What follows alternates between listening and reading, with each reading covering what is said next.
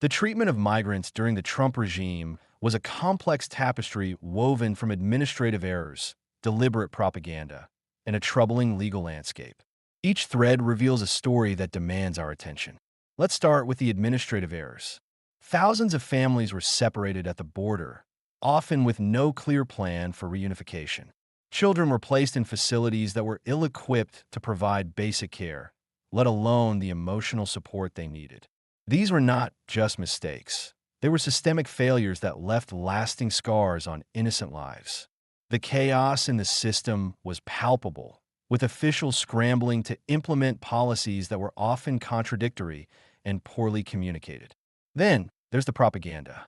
The narrative crafted around migrants painted them as threats, as burdens on our society. This rhetoric was not just harmful.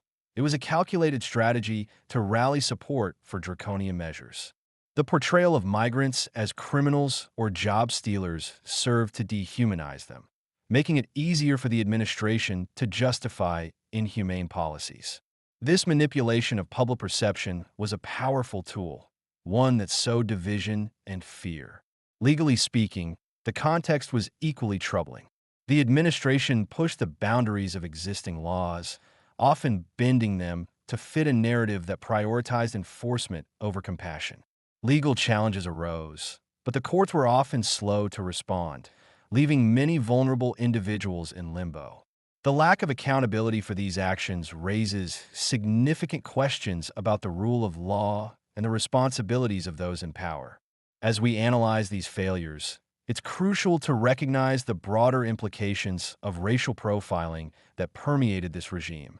Policies disproportionately targeted communities of color, reinforcing systemic inequalities that have persisted for generations. This wasn't just about immigration.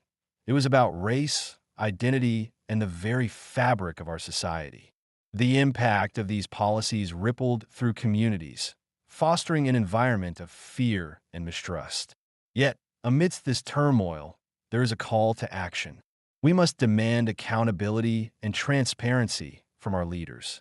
We need platforms that prioritize legal news and analysis, shining a light on these critical issues. It's not enough to simply acknowledge the past. We must actively engage in shaping a future that upholds justice and equity for all. The stories of those affected by these policies deserve to be told, and it's our responsibility to ensure they are heard. Let's advocate for a legal framework that protects the rights of every individual, regardless of their background. The time for change is now, and it starts with us.